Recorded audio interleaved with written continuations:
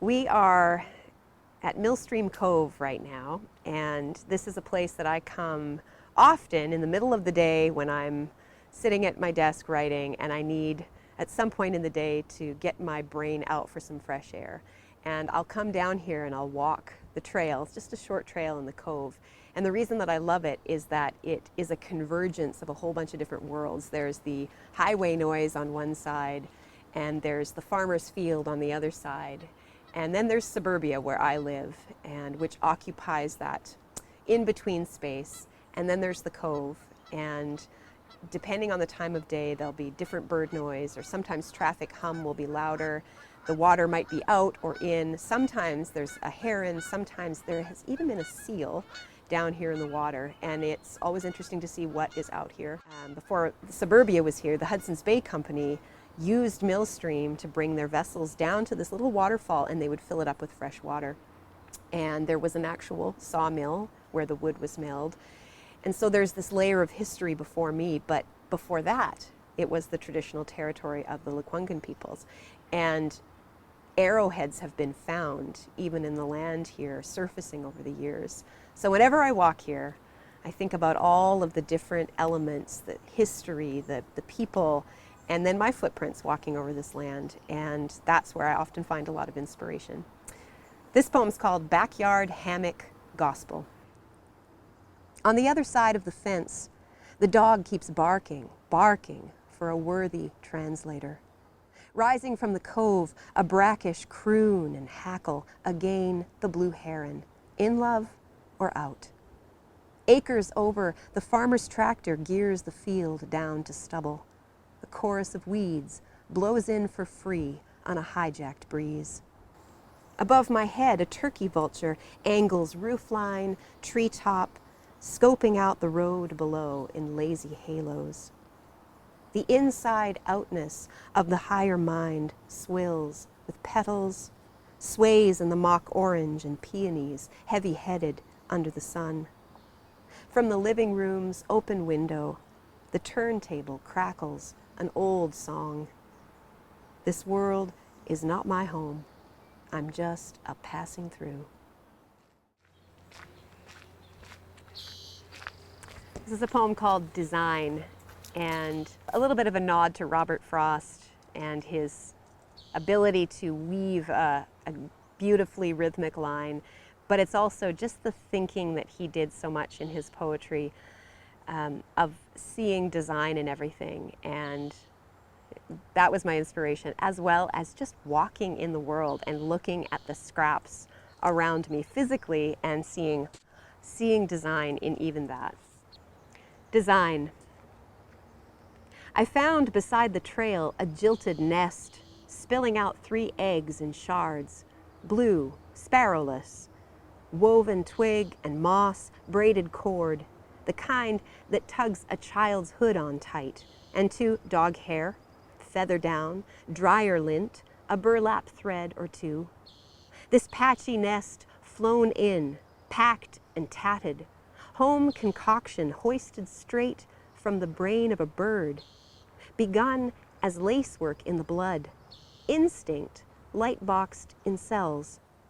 Words, too, blow down this road, scrap, cast off as a broken string, a fist of wayside weedy fuzz. I bent to see the builder's scheme, odds, ends, whatever's found lifted, and in the lifting made fit. There are cougars that wander the shoreline, of course, following the water, and even bears occasionally. But there are also other creatures of the suburbs, including grown men wrestling in their front yards. So this poem was written in this neighborhood.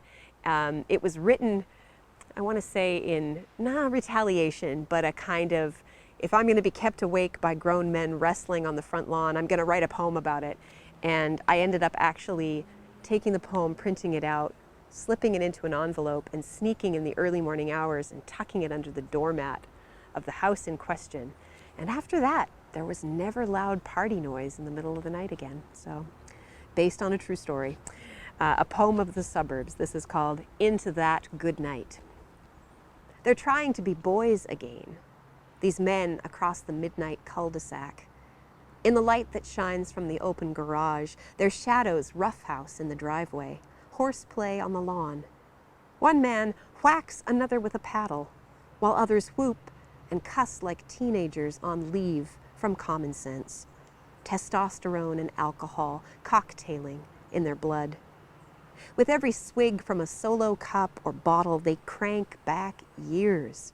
Their bodies, middle-aged and thickening at the gut, move like slowed-down versions of their high school selves. Gravity versus glory. Baldness versus bravado. When I call from my back deck for quiet, some neighbor lady night-gowned and too uptight to get her groove back on, they reply with hoots. One yells, "Love you, Mom." One surely answers with a bird flipped in the dark. I get it, guys. We're one night closer to the final breath.